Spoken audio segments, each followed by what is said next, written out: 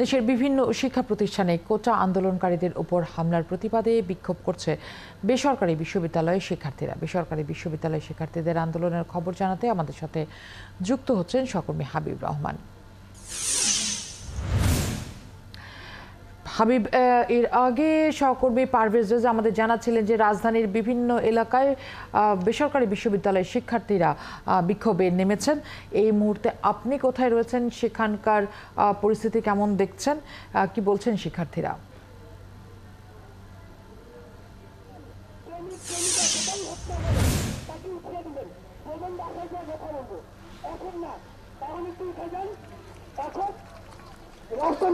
ফারহানা, আমি এখন রয়েছি রামপুরা বাড্ডা যে সড়কটি, সেই সড়কে যেখানে ব্র্যাক ইউনিভার্সিটির ক্যাম্পাস।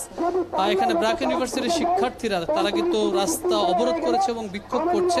মূলত আপনি জানেন গতকালকে বাংলাদেশের বিভিন্ন শিক্ষা প্রতিষ্ঠানে যে বৈষম্য বিরোধী ছাত্র আন্দোলন চলছিল, সেই আন্দোলনে শিক্ষার্থীদের উপর যে হামলা হয়েছে, সেই হামলার প্রতিবাদে এই ব্র্যাক ইউনিভার্সিটির যারা শিক্ষার্থী রয়েছে তারা একাত্মতা প্রকাশ করে এই বিক্ষোভ সমাবেশ করছে এবং রাস্তাটিকে কিন্তু অবরোধ করে নিয়েছে।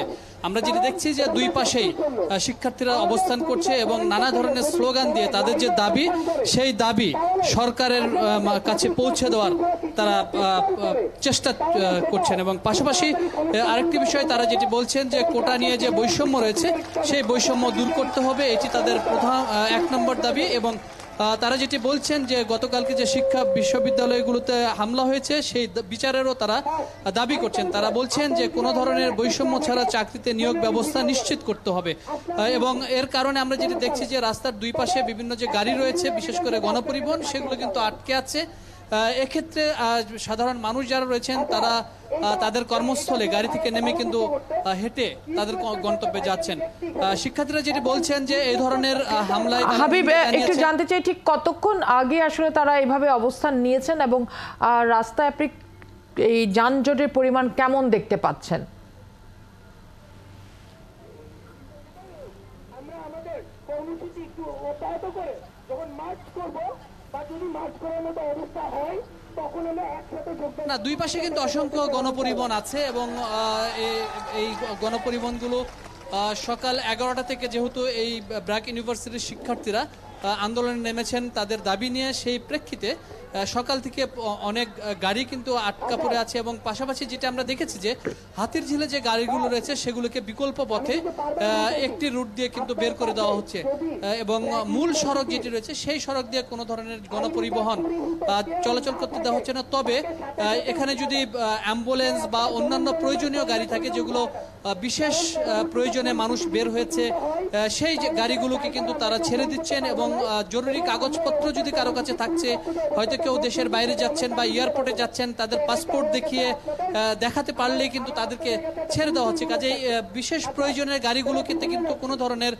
ভোগান্তি পোহাতে হচ্ছে না বা সেই ধরনের সংকট কিন্তু আমরা সড়কে দেখছি না বা এই আন্দোলনের ক্ষেত্রেও কিন্তু এখানে অন্ততপক্ষে আমরা দেখতে পাইনি।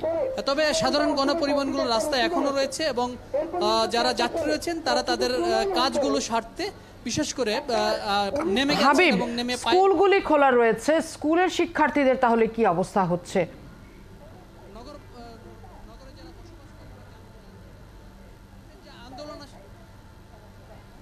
সেটা একটা অস্থায়ী প্রচারণা ছিল। না, আপনি জানেন যে এই আন্দোলনে জরুরি যে সেবা, বিশেষ করে অ্যাম্বুলেন্স, ঔষধের গাড়ি, যারা বিমানবন্দরে যাচ্ছে, এই জিনিসগুলোকে, এই গণপরিবহনগুলোকে বা এই মানুষগুলোকে কিন্তু তারা রাস্তায় আটকাচ্ছে না। তারা বিশেষ করে জরুরি কাগজপত্র দেখে তাদেরকে তাদের গন্তব্যে চলে যাওয়ার জন্য কিন্তু ছেড়ে দিচ্ছেন। এবং শিক্ষার্থীরা যেটি বলছেন যে কিছুক্ষণের মধ্যে তারা এই বিক্ষোভ সমাবেশটি নিয়ে মধ্য বাড্ডার দিকে, উত্তর বাড্ডার দিকে তাদের পদযাত্রা করতে চান। কিন্তু যেহেতু এখানে তারা জড়ো হয়ে গেছেন, কিছুক্ষণ পর তারা একটি সংবাদ সম্মেলন করবেন এবং তারা তাদের দাবিগুলো উপস্থাপন করবেন যে তারা কি দাবি। ধন্যবাদ হাবিব। নিশ্চয়ই সেই সংবাদ সম্মেলনে আপনার মাধ্যমে আমরা যুক্ত হতে পারবো এবং জানতে পারবো দাবিগুলো। সহকর্মী হাবিব রহমান যোগ দিয়েছিলেন দর্শক আমাদের সাথে। নগদের কাছে সব গ্রাহকই প্রিয়, তাই তো সারা দেশে ক্যাশ আউট চার্জ সবচেয়ে কম।